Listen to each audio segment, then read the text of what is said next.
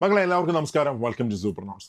നമ്മൾ നോക്കുന്നത് ശിലകൾ അല്ലെങ്കിൽ റോക്സ് എന്ന ടോപ്പിക്കാണ് നമ്മൾ ഡിസ്കസ് ചെയ്യുന്നത്. അടിപൊളി ടോപ്പിക്കാണ്, മാർക്ക് ഉറപ്പിക്കാൻ വരുന്ന ടോപ്പിക്കാണ്, അതുപോലെ തന്നെ കൺഫ്യൂസിംഗ് ആയ ടോപ്പിക്കും കൂടെയാണ്.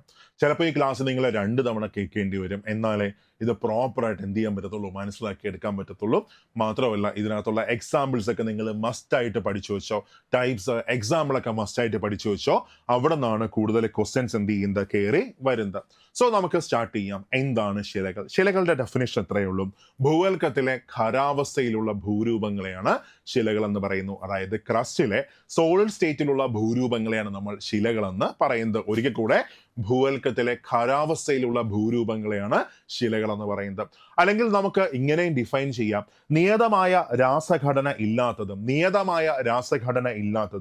രണ്ടോ അതിലധികമോ ധാതുക്കളുടെ മിശ്രിതവുമായ വസ്തുക്കളാണ് ശിലകൾ. അപ്പോൾ ഒരു ശിലയ്ക്കകത്ത് രണ്ടോ അതിലധികമോ ധാതുക്കളുടെ എന്ത് കാണും, മിശ്രിതങ്ങൾ കാണാം. സോ നിയതമായ രാസഘടന ഇല്ലാത്തതും രണ്ടോ അതിലധികമോ ധാതുക്കളുടെ മിശ്രിതവുമായ വസ്തുക്കളെയാണ് നമ്മൾ ശിലകൾ എന്ന് പറയുന്നത്. ദെൻ ശിലകളെ കുറിച്ചുള്ള പഠനം അറിയപ്പെടുന്ന പേരാണ് പെട്രോളജി എന്നറിയപ്പെടുന്നു. ശിലകളെ കുറിച്ചുള്ള പഠനം, study of rocks is known as petrology. So ശിലകളെ കുറിച്ചുള്ള പഠനം അറിയപ്പെടുന്ന പേര് പെട്രോളജി എന്നറിയപ്പെടുന്നു. എന്നാൽ മാറിപ്പോരുത്, ശിലകളുടെ സ്വഭാവത്തെ കുറിച്ചുള്ള പഠനം അറിയപ്പെടുന്ന പേരാണ് ലിത്തോളജി എന്നറിയപ്പെടുന്നു. ശിലകളുടെ സ്വഭാവത്തെ കുറിച്ചുള്ള പഠനം എന്ന് വെച്ചാൽ ഒരു റോക്ക്, അതിന്റെ ഫോർമേഷൻ, അതിനകത്തുള്ള മിക്സേഴ്സ് ഏതൊക്കെയാണ്, അങ്ങനെ ശിലകളുടെ സ്വഭാവത്തെ കുറിച്ചുള്ള പഠനം അറിയപ്പെടുന്ന പേരാണ് ലിത്തോളജി എന്ന് അറിയപ്പെടുന്നു. So study of rocks is known as petrology. എന്നാൽ ശിലകളുടെ സ്വഭാവത്തെ കുറിച്ചുള്ള പഠനം അറിയപ്പെടുന്ന പേരാണ് ലിത്തോളജി എന്നറിയപ്പെടുന്നു. നെക്സ്റ്റ്, ഒരു ശിലയിൽ പൊതുവായിട്ടും കണ്ടുവരുന്ന 2 ധാതുക്കളാണ്. ശിലകളിൽ പൊതുവായും കണ്ടുവരുന്ന 2 ധാതുക്കളാണ്, ഒന്ന് ഫെൽസ്പാറും രണ്ടാമത് ക്വാർട്സും. ശിലകളിൽ പൊതുവായി കണ്ടുവരുന്ന 2 ധാതുക്കളാണ് ഫെൽസ്പാറും പിന്നെ ക്വാർട്സും. നമുക്ക് ശിലകളെ പ്രധാനമായിട്ടും എത്രയായിട്ട് തിരിക്കാൻ പറ്റും? 3 ആയിട്ട് തിരിക്കാൻ പറ്റും. 3 ആയിട്ട് നമുക്ക് ശിലകളെ തിരിക്കാൻ പറ്റും. ഒന്ന് ആഗ്നേയ ശില അല്ലെങ്കിൽ ഇഗ്നിയസ് റോക്ക് ആണ്. സോ ശിലകളെ പ്രധാനമായിട്ടും 3 ആയി തിരിച്ചിരിക്കുന്നു. ഒന്ന് ആഗ്നേയ ശില അല്ലെങ്കിൽ ഇഗ്നിയസ് റോക്ക്, 2 അവസാദ ശില അല്ലെങ്കിൽ സെഡിമെന്ററി റോക്സ്, 3 കായാന്തരിത ശില അല്ലെങ്കിൽ മെറ്റമോർഫിക് റോക്സ്. അങ്ങനെ ശിലകളെ പൊതുവായിട്ട് എത്രയായിട്ട് തിരിച്ചിരിക്കുന്നു? 3 ആയിട്ട് തിരിച്ചിരിക്കുന്നു. ആഗ്നേയ ശില, അവസാദ ശില, കായാന്തരിത ശില, igneous rock, sedimentary rocks and metamorphic rocks. അങ്ങനെ ശിലകളെ പ്രധാനമായിട്ടും 3 ആയിട്ട് തിരിച്ചിരിക്കുന്നു. നമുക്ക് ഓരോന്നായിട്ട് നോക്കാം.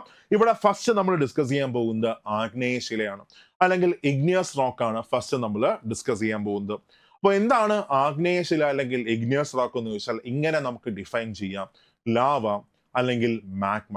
ലാവ അല്ലെങ്കിൽ മാഗ്മ തണുത്തുറഞ്ഞു രൂപം കൊള്ളുന്ന ശിലകളെയാണ് നമ്മൾ ആഗ്നേയ ശില എന്ന് പറയുന്നു. അല്ലെങ്കിൽ ഇങ്ങനെ ഡിഫൈൻ ചെയ്യാം: ശിലാദ്രവം തണുത്തുറഞ്ഞു രൂപം കൊള്ളുന്ന ശിലകളാണ് ആഗ്നേയ ശിലകൾ. ശിലാദ്രവം തണുത്തുറഞ്ഞു രൂപം കൊള്ളുന്ന ശിലകളാണ് ആഗ്നേയ ശിലകൾ. അല്ലെങ്കിൽ ലാവ അല്ലെങ്കിൽ മാഗ്മ തണുത്തുറഞ്ഞു രൂപം കൊള്ളുന്ന ശിലകളാണ് ആഗ്നേയ ശിലകൾ. എന്താണ് ലാവയും മാഗ്മയും തമ്മിലുള്ള വ്യത്യാസം? ശിലാദ്രവം എർത്തിന്റെ സർഫസിന് മുകളിൽ വരികയാണെങ്കിൽ അതിനെ നമുക്ക് എന്ത് പറയാം? ലാവ എന്ന് പറയാം. എന്നാൽ ശിലാദ്രവം എർത്തിന്റെ സർഫസിന് താഴെയാണ് നിൽക്കുന്നതെങ്കിൽ, ഭൂമിയുടെ ഉപരിതലത്തിന് താഴെയാണ്, അടിയിലാണ് നിൽക്കുന്നതെങ്കിൽ അതിനെയാണ് നമ്മൾ എന്ത് പറയുന്നത്? മാഗ്മ എന്ന് പറയുന്നു. ഇപ്പോൾ ഫോർ എക്സാമ്പിൾ, അഗ്നിപർവ്വതം പൊട്ടി വരുന്ന സാധനത്തെ നമ്മൾ മാഗ്മ എന്ന് പറയുമോ? പറയത്തില്ല. എന്തെന്നേ പറയത്തുള്ളൂ? ലാവ എന്നേ പറയത്തുള്ളൂ. കാരണം എന്താണ്? എർത്തിന്റെ സർഫസിന് മുകളിലാണ് അത് നിൽക്കുന്നത്. ശരിയല്ലേ? അത്രയേ ഉള്ളൂ. സോ ശിലാദ്രവം തണുത്തുറഞ്ഞു രൂപം കൊള്ളുന്ന ശിലകളെയാണ് നമ്മൾ ആഗ്നേയ ശിലകൾ എന്ന് പറയുന്നു. അപ്പൊ അതുകൊണ്ട് തന്നെ അഗ്നിപർവ്വതജന്യ ശിലകൾ എന്നറിയപ്പെടുന്നത് ആരെയാണ്? ആഗ്നേയ ശിലകളെയാണ്.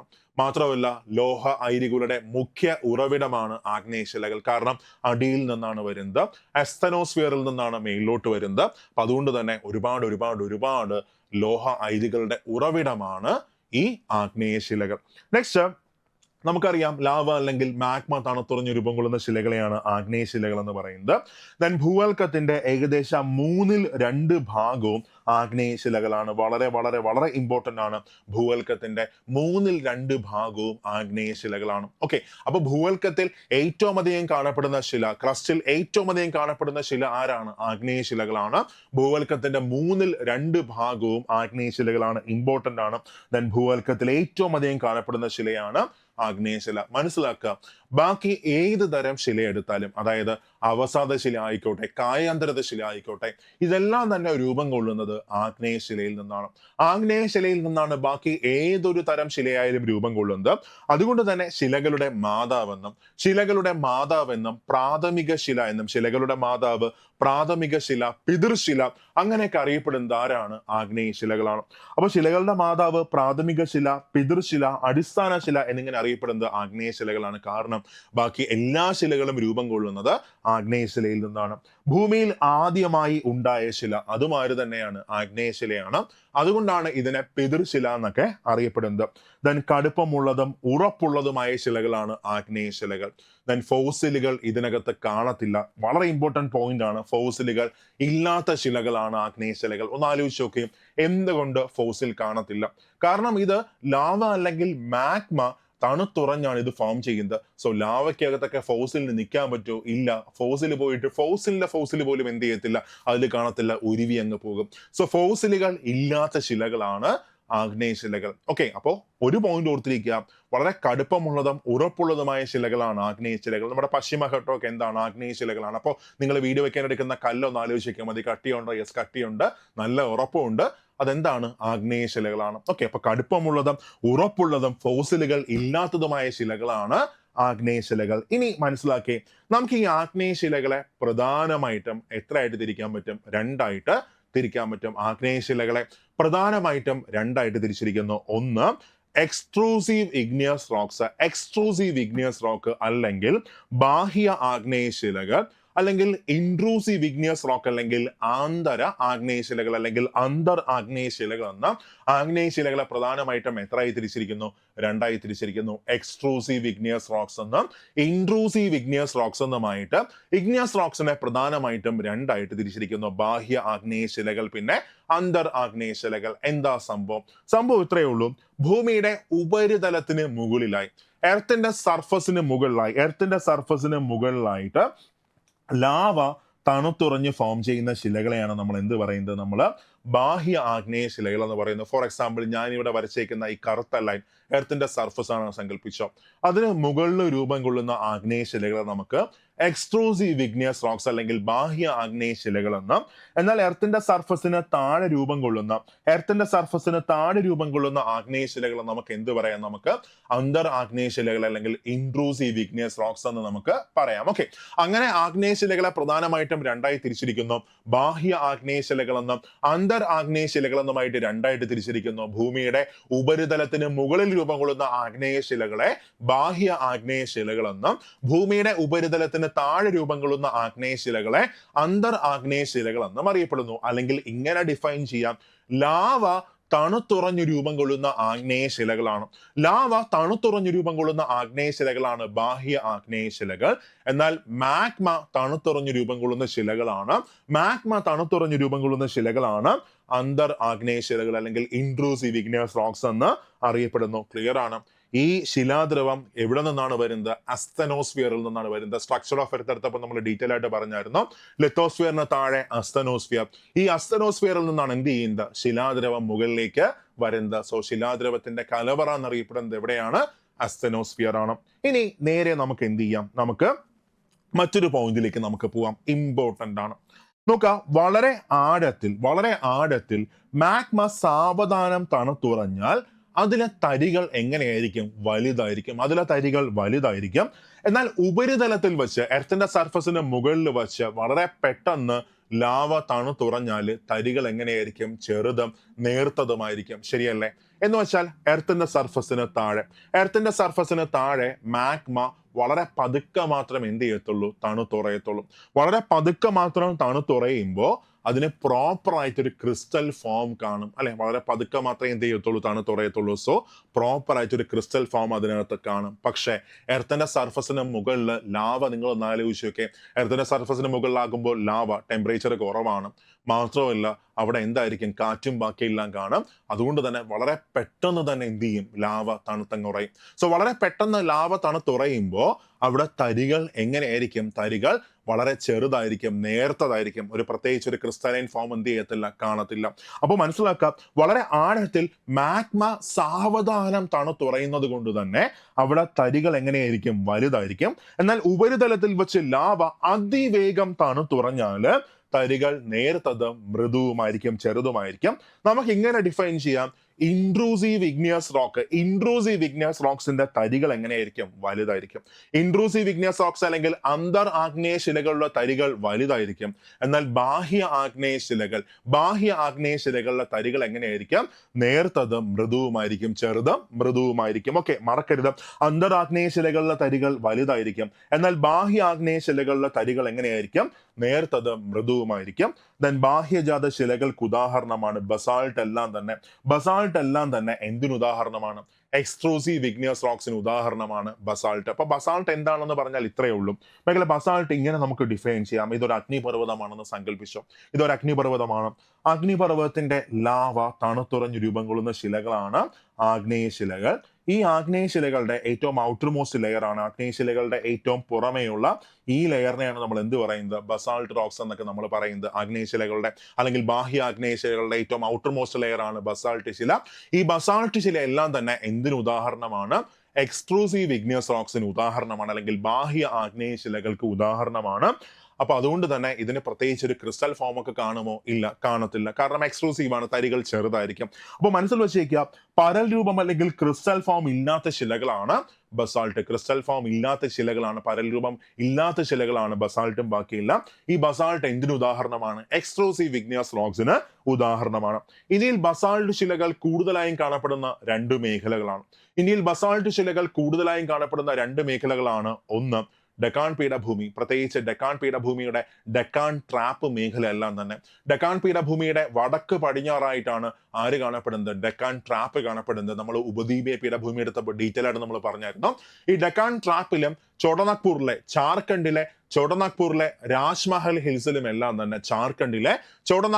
രാജ്മഹൽ ഹിൽസിലും എല്ലാം തന്നെ കൂടുതലായിട്ടും എന്തുണ്ട്, ബസാൾട്ട് ശിലകളുണ്ട്. സോ ബസാൾട്ട് ശിലകൾക്ക് പ്രസിദ്ധമായ ഇന്ത്യയിലെ രണ്ട് പ്രദേശങ്ങളാണ്. ഒന്ന് ഡെക്കാൻ ട്രാപ്പ് മേഖല, രണ്ട് ചോടനാഗ്പൂരിലെ ജാർഖണ്ഡിലെ രാജ്മഹൽ ഹിൽസ് എല്ലാം തന്നെ ബസാൾട്ട് ശിലകൾക്ക് വളരെ പ്രസിദ്ധമാണ്. ദെൻ ഈ ബസാൾട്ട് ശില പൊടിഞ്ഞുണ്ടാകുന്ന മണ്ണാണ്. ഈ പൊടിയുന്നതിനാണ് നമ്മൾ അപക്ഷയം സംഭവിക്കുന്നതെന്നൊക്കെ നമ്മൾ പറയുന്നത്. ബസാൾട്ട് ശിലകൾക്ക് അപക്ഷയം സംഭവിച്ചുണ്ടാകുന്ന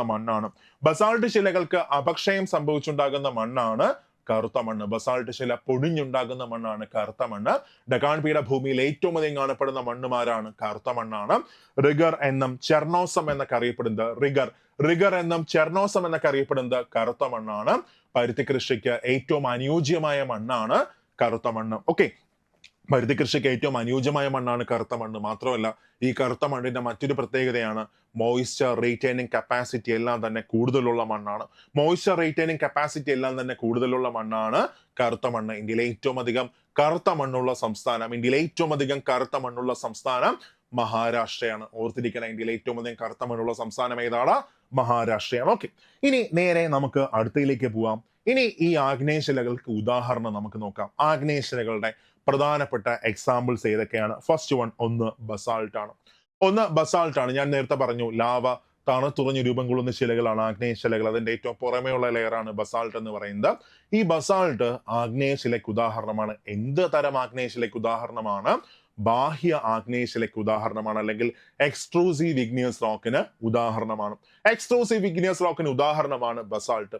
രണ്ടാമത് പിമിസ് ആണ്. പിമിസ് എന്ന് വെച്ചാൽ എന്താണെന്നറിയാം? നിങ്ങൾ ഈ പെഡിക്യൂറിനൊക്കെ യൂസ് ചെയ്യത്തില്ലേ, കാലൊക്കെ ഉരയ്ക്കാനായിട്ടൊക്കെ യൂസ് ചെയ്യത്തില്ലേ, ഒരു സ്പോഞ്ച് പോലിരിക്കുന്ന ഒരു കല്ല്, അതിനെയാണ് നമ്മൾ എന്ത് പറയുന്നത്, നമ്മൾ പിമിസ് എന്ന് പറയുന്നത്. സോ പിമിസ് എന്താണെന്ന് ചോദിച്ചാൽ, ലാവയില്ലേ, അഗ്നിപർവ്വതത്തിന്റെ ലാവ പെട്ടെന്ന് ഇങ്ങനെ വെള്ളത്തിലേക്ക് വീഴുമ്പോൾ ആ റോക്ക് എന്തായിട്ട് മാറും, ഇങ്ങനെ അകത്ത് ഇങ്ങനെ ഹോളൊക്കെ ഉള്ള പിമിസ് ആയിട്ട് മാറും. അപ്പൊ സ്വാഭാവികമായിട്ടും ലാവയുടെ ഫോർമേഷന്റെ ഫലമായിട്ട് രൂപം കൊള്ളുന്ന ശിലകളെല്ലാം തന്നെ എന്തായിരിക്കും? ബാഹ്യ ആഗ്നേയ ശിലകളായിരിക്കും, അല്ലെങ്കിൽ എക്സ്ട്രൂസീവ് ഇഗ്നിയസ് റോക്ക് ആയിരിക്കും. സോ പിമിസ് ആഗ്നേയ ശിലയ്ക്ക് ഉദാഹരണമാണ്, എക്സ്ട്രൂസീവ് ഇഗ്നിയസ് റോക്കിന് ഉദാഹരണമാണ്.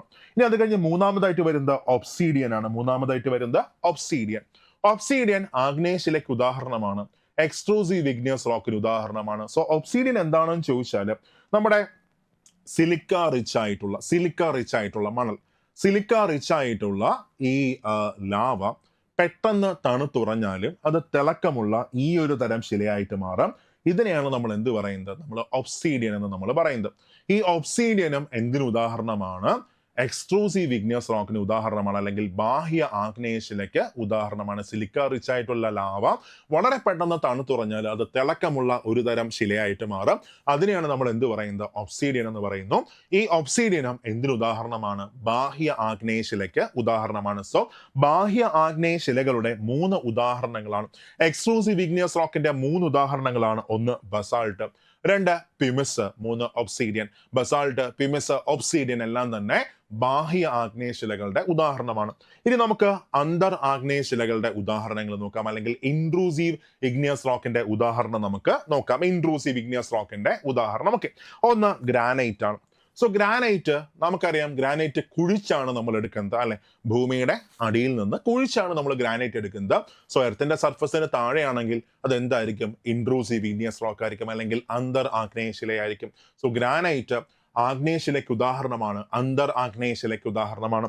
രണ്ടാമതായിട്ട് പെഗ്മറ്റൈറ്റ്. ഓക്കെ, പെഗ്മറ്റൈറ്റ്, ഈ പെഗ്മറ്റൈറ്റും അന്തർ ആഗ്നേയശിലയ്ക്ക് ഉദാഹരണമാണ്. പെഗ്മറ്റൈറ്റ് അന്തർ ആഗ്നേയശിലയ്ക്ക് ഉദാഹരണമാണ്. ഗ്രാനൈറ്റ്, പെഗ്മറ്റൈറ്റ് ഒക്കെ തന്നെ അന്തർ ആഗ്നേയശിലയ്ക്ക് ഉദാഹരണമാണ്.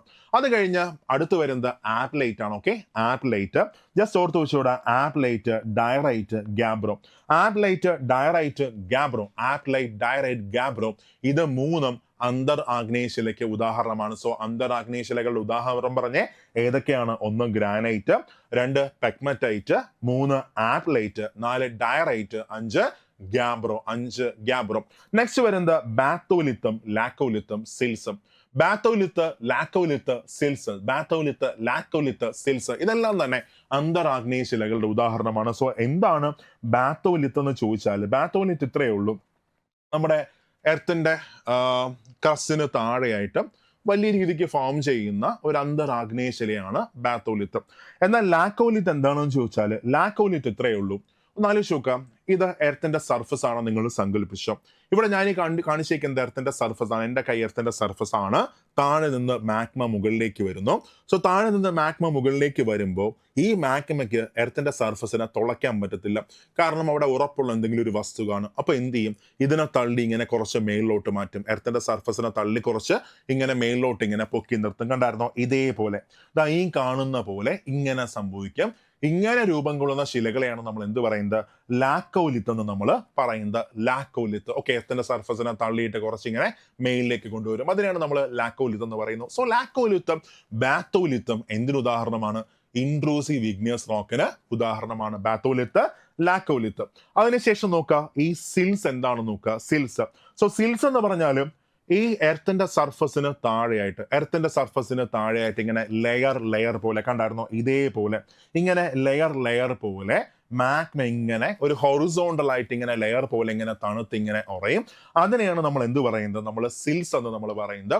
ഈ സിൽസ് എല്ലാം തന്നെ ഇൻട്രൂസീവ് ഇഗ്നിയസ് റോക്ക് അല്ലെങ്കിൽ അന്തർ ആഗ്നേയശിലയ്ക്ക് ഉദാഹരണമാണ്. ബാത്തോലിത്ത്, ലാക്കോലിത്ത്, പിന്നെ സിൽസ്. അതിനുശേഷം ഡൈക്സ് നോക്കുകയാണെങ്കിൽ, ഇവിടെ സിൽസ് ഹൊറിസോണ്ടൽ ആയിട്ടാണ് ഫോം ചെയ്തതെങ്കിൽ ഡൈസ് എങ്ങനെയായിരിക്കും, വെർട്ടിക്കൽ ആയിട്ടായിരിക്കും. ഇതുപോലെ, കണ്ടായിരുന്നോ, ഇതുപോലെ വെർട്ടിക്കൽ ആയിട്ട് മാഗ്മ ഇങ്ങനെ തണുത്തുറഞ്ഞ് ശിലകൾ ഫോം ചെയ്യും. അതിനെയാണ് നമ്മൾ എന്ത് പറയുന്നത്, നമ്മൾ ഡൈസ് എന്ന് പറയുന്നത്. സോ സിൽസ്, ഡൈസ് എല്ലാം തന്നെ ആഗ്നേയശിലയ്ക്ക് ഉദാഹരണമാണ്, ഇൻട്രൂസീവ് ഇഗ്നിയസ് റോക്കിന് ഉദാഹരണമാണ്. അപ്പൊ പറഞ്ഞ ഇൻട്രൂസീവ് ഇഗ്നിയസ് റോക്സിന് ഉദാഹരണങ്ങൾ ഏതൊക്കെയാണ്, അന്തർ ആഗ്നേയശിലകളുടെ ഉദാഹരണമാണ് ഗ്രാനൈറ്റ്, പെഗ്മറ്റൈറ്റ്, ഗ്രാനൈറ്റ്, പെഗ്മറ്റൈറ്റ്, ആപ്ലൈറ്റ്, ഡയറൈറ്റ്, ഗാബ്രോ, ബാത്തോലിത്ത്, ലാക്കോലിത്ത്, സിൽസ്, പിന്നെ ഡൈക്സ് എല്ലാം തന്നെ ഇൻട്രൂസീവ് ഇഗ്നിയസ് റോക്സിന് ഉദാഹരണമാണ്. ഓക്കെ അല്ലേ? അപ്പൊ അതുകൊണ്ട് തന്നെ ഈ ഇൻട്രൂസീവ് ഇഗ്നിയസ് റോക്സ് അറിയപ്പെടുന്ന മറ്റൊരു പേരാണ് പ്ലൂട്ടോണിക് ശിലകൾ അല്ലെങ്കിൽ പാതാള ശിലകൾ എന്നും അറിയപ്പെടുന്നു. കാരണം ഭൂമിയുടെ ഉള്ളിൽ വച്ച് അല്ലെങ്കിൽ എർത്തിന്റെ സർഫസിന് താഴെ ഭൂമിക്കുള്ളിൽ വച്ച് ശിലാദ്രവം തണുത്തുറഞ്ഞ് രൂപം കൊള്ളുന്നത് കൊണ്ട് തന്നെ അന്തർ ആഗ്നേയ ശിലകൾ അറിയപ്പെടുന്ന മറ്റൊരു പേരാണ്, ഇൻട്രൂസീവ് ഇഗ്നിയസ് റോക്സ് അറിയപ്പെടുന്ന മറ്റൊരു പേരാണ് പാതാള ശിലകൾ അല്ലെങ്കിൽ പ്ലൂട്ടോണിക് ശിലകൾ എന്നൊക്കെ അറിയപ്പെടുന്നു. സോ ഇൻട്രൂസീവ് ഇഗ്നിയസ് റോക്സ് അറിയപ്പെടുന്ന മറ്റൊരു പേരാണ് പാതാള ശിലകൾ അല്ലെങ്കിൽ പ്ലൂട്ടോണിക് ശിലകൾ എന്നൊക്കെ അറിയപ്പെടുന്നു. ക്ലിയർ അല്ലേ? ഇത്രയുമാണ് ആഗ്നേയ ശിലകളുടെ പ്രധാനപ്പെട്ട പോയിന്റ് നമുക്ക് പഠിക്കാനുള്ളത്. ഇനി നമുക്ക് നോക്കാനുള്ളത് അവസാദ ശിലകളാണ്. നമുക്ക് നോക്കാനുള്ളത് അവസാദ ശിലകൾ അല്ലെങ്കിൽ സെഡിമെന്ററി റോക്സ്. അപ്പൊ മനസ്സിലാക്കുക, സെഡിമെന്റം എന്ന ലാറ്റിൻ വേർഡിന്റെ മീനിങ് തന്നെ എന്താണ്? അടിഞ്ഞുകൂടുന്നതാണ്. അടിഞ്ഞുകൂടുന്നത്. അപ്പൊ നമുക്ക് ഇങ്ങനെ ഡിഫൈൻ ചെയ്യാം. ഈ അവസാദ ശിലകൾ എന്താണെന്ന് ചോദിച്ചാൽ ആഗ്നേയ ശിലയോട്. ഇപ്പൊ സപ്പോസ് സങ്കല്പിച്ചോളാം മക്കളെ, ഈ കാണുന്നത് ഒരു ആഗ്നേയ ശിലയാണെന്ന് സങ്കല്പിച്ച് ഇതൊരു ആഗ്നേയ ശിലയാണ്. ഇവിടെ ഈ കാണുന്നത് ഒരു കായാന്തരിത ശിലയാണ്. ഇവിടെ കാണുന്നത് ഒരു അവസാദ ശിലയാണ്. ഇതൊരു അവസാദ ശിലയാണ്. സോ ഈ ആഗ്നേയ ശിലയുടെയോ അല്ലെങ്കിൽ കായാന്തരിത ശിലയുടെയോ അല്ലെങ്കിൽ അവസാദ ശിലയുടെയോ തന്നെ അവസാദങ്ങൾ പൊടിഞ്ഞ് താഴേക്ക് വന്ന് ഒരു ലെയർ ഇവിടെ ഇങ്ങനെ ഡെപ്പോസിറ്റ് ചെയ്യും. കുറച്ചു കാലം കഴിയുമ്പോൾ വീണ്ടും എന്ത് ചെയ്യും? അടുത്ത ലെയർ പൊടിഞ്ഞു വന്ന് അടുത്ത ലെയർ ഇങ്ങനെ ഡെപ്പോസിറ്റ് ചെയ്യും. വീണ്ടും കുറച്ചു കാലം കഴിയുമ്പോൾ പൊടിഞ്ഞ് ഇങ്ങനെ ഇവയൊക്കെ പൊടിഞ്ഞ് അടുത്ത ലെയർ ഇങ്ങനെ ഡെപ്പോസിറ്റ് ചെയ്യും. ഇങ്ങനെ layer layer layer layer layer ആയിട്ട് ഈ ശിലകളുടെ അവസാദങ്ങൾ പൊടിഞ്ഞ് ശിഥിലീകരിച്ച് രൂപം കൊള്ളുന്ന ശിലകളെയാണ് നമ്മൾ എന്ത് പറയുന്നത്? അവസാദ ശിലകൾ എന്ന് പറയുന്നത്. ഇങ്ങനെ നമുക്ക് ഡിഫൈൻ ചെയ്യാം ആഗ്നേയ ശിലയുടെയോ അല്ലെങ്കിൽ കായാന്തരിത ശിലയുടെയോ, ആഗ്നേയ ശിലയുടെ കായാന്തരിത ശിലയുടെയോ അല്ലെങ്കിൽ അവസാദ ശിലയുടെ തന്നെ അവസാദങ്ങൾ പൊടിഞ്ഞ് ശിഥിലീകരിച്ച് രൂപം കൊള്ളുന്ന ശിലകളെയാണ് നമ്മൾ എന്ത് പറയുന്നത്? അവസാദ ശിലകൾ എന്ന് പറയുന്നത്. ഒരിക്കൽ കൂടെ പറഞ്ഞേ, ആഗ്നേയ ശിലയുടെയോ കായാന്തരിത ശിലയുടെയോ അതുപോലെ തന്നെ മറ്റ് അവസാദ ശിലയുടെയോ അവസാദങ്ങൾ അടിഞ്ഞുകൂടി രൂപം കൊള്ളുന്ന ശിലകളെയാണ് നമ്മൾ എന്ത് പറയുന്നത്? അവസാദ ശിലകൾ എന്ന് പറയുന്നു. അപ്പൊ നിങ്ങൾക്ക് തോന്നും എന്താണ് അവസാദങ്ങൾ അല്ലെങ്കിൽ സെഡിമെന്റ്സ് എന്ന് ചോദിച്ചാൽ, അവസാദങ്ങൾ അല്ലെങ്കിൽ സെഡിമെന്റ്സ് ഇത്രയേ ഉള്ളൂ. വിഘടിതമായ ശിലാംശങ്ങളാണ് അല്ലെങ്കിൽ പൊടിഞ്ഞു കിടക്കുന്ന വിഘടിതമായ ശിലാംശങ്ങളെയാണ് നമ്മൾ എന്ത് പറയുന്നത്? അവസാദങ്ങൾ എന്ന് പറയുന്നു. അപ്പൊ നോക്കുക, നിലവിലുള്ള ശിലകളുടെ ശിഥിലീകരണം മൂലം, നിലവിലുള്ള ശിലകളുടെ ശിഥിലീകരണം എന്ന് വെച്ചാൽ കട്ടി കൂടുന്നതിനാണ് നമ്മൾ പറയുന്നത്. നിലവിലുള്ള ശിലകളുടെ ശിഥിലീകരണം മൂലം രൂപം കൊള്ളുന്ന ശിലകളാണ് അവസാദ ശിലകൾ. ഒന്ന് ആലോചിച്ച് നോക്കെ, ഇപ്പൊ ആഗ്നേയ ശില, അവസാദ ശില, കായാന്തരിത ശില, ഇതൊക്കെ എന്ത് ചെയ്യുന്നു? കുറച്ച് പൊടിഞ്ഞിങ്ങനെ നമ്മുടെ മണ്ണിൽ കിടക്കുകയാണ്. അപ്പൊ കുറച്ച് മഴ പെയ്യുന്നു. ആ മഴ വന്ന് ഇതിനെ എടുത്തുകൊണ്ടങ്ങ് പോകുന്നു. നേരെ തോടിലേക്ക് പോകുന്നു, അവിടുന്ന് നദിയിലേക്ക് പോകുന്നു, അവിടുന്ന് നേരെ സമുദ്രത്തിലേക്ക് പോകുന്നു. സോ സമുദ്രങ്ങൾ, ഹിമാനികൾ, നദികൾ, തടാകങ്ങൾ എന്നിവയിൽ അവസാദങ്ങൾ അടിഞ്ഞുകൂടിയാണ് ഇവ രൂപം കൊള്ളുന്നത്. ഓക്കെ, അപ്പൊ നദികൾ, തടാകങ്ങൾ, ഹിമാനികൾ, സമുദ്രങ്ങൾ ഇവയുടെ എല്ലാം അടിത്തട്ടിൽ സാധാരണയായി കാണപ്പെടുന്നത് ഏത് തരം ശിലയായിരിക്കും? അവസാദ ശിലയായിരിക്കും. ഓക്കെ, അപ്പൊ സമുദ്രങ്ങൾ, ഹിമാനികൾ, നദികൾ, തടാകങ്ങൾ എന്നിവയിൽ അവസാദങ്ങൾ അടിഞ്ഞുകൂടിയാണ് ഇവ രൂപം കൊള്ളുന്നത്. അപ്പൊ അതുകൊണ്ട് തന്നെ ഇവയെ എന്തെന്നും അറിയപ്പെടുന്നു? അക്വസ് റോക്സ് അല്ലെങ്കിൽ ജലകൃത ശിലകൾ എന്നും അറിയപ്പെടുന്നു. അക്വസ് റോക്സ് അല്ലെങ്കിൽ ജലകൃത ശിലകൾ എന്നും അവസാദ ശിലകളെ അറിയപ്പെടുന്നു. സോ സമുദ്രങ്ങൾ, ഹിമാനികൾ, നദികൾ, തടാകങ്ങൾ എന്നിവയിൽ രൂപം കൊള്ളുന്നതിനാൽ ഇവയെ എന്തെന്നും അറിയപ്പെടുന്നു? ജലകൃത ശിലകൾ അല്ലെങ്കിൽ അക്വസ് റോക്സ് എന്നും അറിയപ്പെടുന്നു. സോ പാളികളായി നിക്ഷേപിച്ച് രൂപം കൊള്ളുന്നത് കൊണ്ട് തന്നെ ഈ ശിലകളെ ലെയേർഡ് റോക്സ് അല്ലെങ്കിൽ അടുക്ക് ശിലകൾ അല്ലെങ്കിൽ സ്തരിത ശിലകൾ അല്ലെങ്കിൽ സ്ട്രാറ്റിഫൈഡ് റോക്സ് അല്ലെങ്കിൽ അടുക്ക് ശിലകൾ എന്നിങ്ങനെയൊക്കെ എന്ത് ചെയ്യുന്നു? അറിയപ്പെടുന്നു. ഓക്കെ, അപ്പൊ പാളികളായിട്ട് നിക്ഷേപിച്ച് രൂപം കൊള്ളുന്നത് കൊണ്ട് തന്നെ ഇവ എന്തെന്നും അറിയപ്പെടുന്നു? ലെയേർഡ് റോക്സ് അല്ലെങ്കിൽ സ്തരിത ശിലകൾ അല്ലെങ്കിൽ സ്ട്രാറ്റിഫൈഡ് റോക്സ് അല്ലെങ്കിൽ അടുക്ക് ശിലകൾ എന്നും എന്ത് ചെയ്യുന്നു? അറിയപ്പെടുന്നു. ഓക്കെ, അപ്പൊ നിങ്ങളൊന്ന് ആലോചിച്ച് നോക്കെ, ഇതൊരു ആഗ്നേയ ശിലയാണ്, ഇതൊരു കായാന്തരിത ശിലയാണ്, ഇതൊരു അവസാദ ശില തന്നെയാണ്. ഇവിടെ എല്ലാം തന്നെ അവസാദങ്ങൾ പൊട്ടി ആദ്യം എന്ത് ചെയ്യുന്നു? ഇവിടെ ഒരു ലെയർ ഡെപ്പോസിറ്റ് ചെയ്യും. കുറച്ചു കാലം കഴിയുമ്പോൾ വീണ്ടും എന്ത് ചെയ്യുന്നു? അടുത്ത ലെയർ ഡെപ്പോസിറ്റ് ചെയ്യുന്നു. കുറച്ചു കാലം കഴിയുമ്പോൾ വീണ്ടും എന്ത് ചെയ്യുന്നു? അടുത്ത ലെയർ ഡെപ്പോസിറ്റ് ചെയ്യുന്നു. അങ്ങനെ ഡെപ്പോസിറ്റ് ചെയ്ത് മേലുള്ള പ്രഷർ മൂലം താഴെയുള്ള ഈ പാളികൾ മുഴുവനും കട്ടിയായി എന്തായിട്ട് മാറുന്നു? അവസാദ ശിലയായിട്ട് മാറുന്നു. ഇങ്ങനെയാണ് ഇത് എന്ത് ചെയ്യുന്നത്? ഫോം ചെയ്യുന്നത്. അതുകൊണ്ട് തന്നെ ലെയേർഡ് റോക്സ്, സ്ട്രാറ്റിഫൈഡ് റോക്സ് എന്നൊക്കെ അറിയപ്പെടുന്ന ആരാണ്? ഈ അവസാദ ശിലകളെയാണ്. നെക്സ്റ്റ്, ഇങ്ങനെ നദികളുടെ പ്രവർത്തനം മൂലം ജലാശയങ്ങളിലും തടാകങ്ങളിലും മറ്റും അടിഞ്ഞുകൂടുന്ന ഈ അവസാദങ്ങൾ പാളികളായിട്ട് കാണപ്പെടുന്നു. ഈ പാളികളായി കാണപ്പെടുന്ന ഈ അവസരങ്ങളിൽ നടക്കുന്ന പ്രക്രിയ എന്താണെന്ന് ചോദിച്ചാൽ, മേലിൽ ഫോം ചെയ്യുന്ന ലെയേഴ്സ് താഴെയുള്ള പാളികളിൽ എന്ത് കൊടുക്കുന്നു? പ്രഷർ കൊടുക്കുന്നു. താഴെയുള്ള പാളികളിൽ പ്രഷർ കൊടുക്കുമ്പോൾ എന്ത് സംഭവിക്കും? ഇതിനകത്തുള്ള ജലാംശം മുഴുവനും എന്ത് ചെയ്യുന്നു? പുറത്തേക്ക് അങ്ങ് പോകുന്നു. താഴത്തെ പാളികളിലെ ജലാംശം മുഴുവനും എന്ത് ചെയ്യുന്നു? പുറത്തേക്ക് അങ്ങ് പോകുന്നു. പുറത്തേക്ക് പോയിട്ട് ഇവ കട്ടി കൂടി എന്തായിട്ട് മാറും? ശിലകളായിട്ട് മാറും. സിംപ്ലി ഇത്രയേ ഉള്ളൂ. ഞാൻ നേരത്തെ പറഞ്ഞ പോലെ തന്നെ ഇവിടെ ഇങ്ങനെ ശിലകളുണ്ട്. ആഗ്നേയശില, അവസാദശില, കായാന്തരിതശില. ഇതൊക്കെ പൊട്ടി പൊട്ടി പൊട്ടി അതിന്റെ അവസാദങ്ങൾ താഴേക്ക് വന്ന് ഇവിടെ ഒരു ലെയർ ഡെപ്പോസിറ്റ് ചെയ്യുന്നു. കുറച്ചു കാലം കഴിയുമ്പോൾ അടുത്ത ലെയർ ഡെപ്പോസിറ്റ് ചെയ്യും, കുറച്ചു കാലം കഴിയുമ്പോൾ അടുത്ത ലെയർ ഡെപ്പോസിറ്റ് ചെയ്യും, കുറച്ചു കാലം കഴിയുമ്പോൾ അടുത്ത ലെയർ ഡെപ്പോസിറ്റ് ചെയ്യും. ഈ മേളിലെ ലെയേഴ്സ് മൊത്തം താഴേക്ക് എന്ത് കൊടുക്കുന്നു? നന്നായിട്ട് മർദ്ദം കൊടുക്കുന്നു. അപ്പൊ അതിന്റെ ഫലമായിട്ട് താഴെയുള്ള ലെയേഴ്സ് കട്ടി കൂടി അതിലെ ജലാംശത്തെ മുഴുവൻ എന്ത് ചെയ്യുന്നു? പുറത്തേക്ക് കളയുന്നു. അതെന്തായിട്ട് മാറും? ശിലയായിട്ട് മാറും. ഇങ്ങനെയാണ് ആര് ഫോം ചെയ്യുന്നത്? അവസാദ ശിലകൾ ഫോം ചെയ്യുന്നത്. ഇങ്ങനെ പാളികളായി കാണപ്പെടുന്ന ഈ അവസരത്തിൽ നടക്കുന്ന പ്രക്രിയ ഞാൻ ഈ പറഞ്ഞതാണ്. നമുക്കൊരു ഡെഫിനിഷൻ ആയിട്ട് പറയുമ്പോൾ ഇങ്ങനെ നമുക്ക് പറയാം: മുകളിൽ രൂപം കൊള്ളുന്ന പാളികളുടെ സമ്മർദ്ദം മൂലം ഏറ്റവും അടിയിലുള്ള പാളിയിലെ ജലാംശം നഷ്ടപ്പെട്ട് അത് ദൃഢീകരിച്ച് എന്തായിട്ട് മാറുന്നു? ശിലയായിട്ട് മാറുന്നു. ഇങ്ങനെ മുകളിലെ അടുക്കുകളുടെ സമ്മർദ്ദം മൂലം ഏറ്റവും മുകളിലെ അടുക്കിന്റെ ജലാംശം നഷ്ടപ്പെട്ട് അവ ദൃഢീകരിച്ച് ശിലയായി മാറുന്ന ഈ പ്രക്രിയ അറിയപ്പെടുന്ന പേരാണ് ശിലാദൃഢീകരണം അല്ലെങ്കിൽ ലിത്തിഫിക്കേഷൻ എന്നറിയപ്പെടുന്നു. സോ ശിലാദൃഢീകരണം അല്ലെങ്കിൽ ലിത്തിഫിക്കേഷൻ നടക്കുന്നത് ഏത് തരം ശിലകളിലാണ്? അവസാദ ശിലകളിലാണ്. ഒരിക്കൽ കൂടെ മക്കളെ ഇമ്പോർട്ടന്റ് ആണ്. ശിലാദൃഢീകരണം അല്ലെങ്കിൽ ലിത്തിഫിക്കേഷൻ നടക്കുന്നത് ഏത് തരം ശിലകളിലാണ്? അവസാദ ശിലകളിലാണ്. ഇത്തരത്തിൽ ശിലാദൃഢീകരണം നടക്കുമ്പോഴാണ് അവസാദ ശിലകൾ ജലാശയങ്ങളിൽ എന്ത് ചെയ്യുന്നത്? രൂപം കൊള്ളുന്നത്. നെക്സ്റ്റ്, ശിലാദൃഢീകരണം ഏതുതരം ശിലകളുടെ രൂപീകരണവുമായി ബന്ധപ്പെട്ടിരിക്കുന്നു? അവസാദ ശിലകളുടെ രൂപീകരണവുമായി ബന്ധപ്പെട്ടിരിക്കുന്നു. ഇത്തരത്തിൽ ജലാശയങ്ങളിൽ അവസാദങ്ങൾ പാളികളായി അടിഞ്ഞുകൂടുന്ന പ്രക്രിയകളിൽ സസ്യങ്ങളുടെ ജന്തുക്കളുടെ അവശിഷ്ടങ്ങൾ പെട്ടുപോയേക്കാം. അതുകൊണ്ട് തന്നെ ഇത്തരം ശിലകളിൽ എന്ത് കാണപ്പെടുന്നു? ഫോസിലുകൾ കാണപ്പെടുന്നു. ഇമ്പോർട്ടന്റ് ആണ്. ഫോസിലുകൾ കാണപ്പെടുന്ന ശില ഏതാണ്? ഒരുപാട് തവണ ചോദിച്ച ക്വസ്റ്റ്യൻ. ഫോസിലുകൾ കാണപ്പെടുന്നത് ഏത് തരം ശിലകളിലാണ്? അവസാദ ശിലകളിലാണ് ഫോസിലുകൾ കാണപ്പെടുന്നത്. അവസാദ ശിലകളിലാണ് ഫോസിലുകൾ കാണപ്പെടുന്നത്. സോ ചെറിയ സമുദ്രജീവികളുടെ അവശിഷ്ടങ്ങളിൽ നിന്നുമാണ് പെട്രോളിയം രൂപം കൊള്ളുന്നത്. കറുത്ത സ്വർണം, ഒഴുകുന്ന സ്വർണം, ശിലാതൈലം എന്നിങ്ങനെ അറിയപ്പെടുന്നത് പെട്രോളിയമാണ്. സോ പെട്രോളിയം കാണപ്പെടുന്നത്, കൽക്കരി കാണപ്പെടുന്നതെല്ലാം തന്നെ ഏത് തരം ശിലകളിലാണ്? അവസാദ ശിലകളിലാണ്. പെട്രോളിയം, കൽക്കരിയൊക്കെ കാണപ്പെടുന്നത് അവസാദ ശിലകളിലാണ്. സോ ചെറിയ സമുദ്രജീവികളുടെ അവശിഷ്ടങ്ങളിൽ നിന്നുമാണ് പെട്രോളിയം രൂപം കൊള്ളുന്നത്. കറുത്ത സ്വർണം, ഒഴുകുന്ന സ്വർണം, ശിലാതൈലം എന്നിങ്ങനെയൊക്കെ അറിയപ്പെടുന്നത് പെട്രോളിയമാണ്. ഇനി നോക്കുക, രൂപം കൊള്ളുന്ന പ്രക്രിയയുടെ അടിസ്ഥാനത്തിൽ നമുക്ക് അവസാദ ശിലകളെ മൂന്നായിട്ട് നമുക്ക് തരംതിരിക്കാൻ പറ്റും. സോ രൂപം കൊള്ളുന്ന പ്രോസസ്സിന്റെ അടിസ്ഥാനത്തിൽ നമുക്ക് അവസാദ ശിലകളെ പ്രധാനമായിട്ടും എത്രയായിട്ട് തിരിക്കാൻ പറ്റും? മൂന്നായിട്ട് തിരിക്കാൻ പറ്റും. ഒന്ന്, യാന്ത്രികമായി അല്ലെങ്കിൽ ബലംകൃതമായി രൂപം കൊള്ളുന്നവ അല്ലെങ്കിൽ മെക്കാനിക്കലി ഫോംഡ് സെഡിമെന്ററി റോക്സ്. അപ്പൊ ഒന്നാമത്തെ ടൈപ്പ് ഇതാണ്, യാന്ത്രികമായി അല്ലെങ്കിൽ ബലംകൃതമായി രൂപം കൊള്ളുന്നവ അല്ലെങ്കിൽ മെക്കാനിക്കലി ഫോംഡ് സെഡിമെന്ററി റോക്സ്. രണ്ട്, ജൈവികമായി രൂപം കൊള്ളുന്നവ അല്ലെങ്കിൽ ഓർഗാനിക്കലി ഫോംഡ് സെഡിമെന്ററി റോക്സ്. മൂന്ന്, രാശീയമായി രൂപം കൊള്ളുന്നവ അല്ലെങ്കിൽ കെമിക്കലി ഫോംഡ് സെഡിമെന്ററി റോക്സ്. അങ്ങനെ അവസാദ ശിലകളെ മൂന്നായിട്ട് നമുക്ക് തിരിക്കാൻ പറ്റും. എന്തിന്റെ അടിസ്ഥാനത്തിൽ?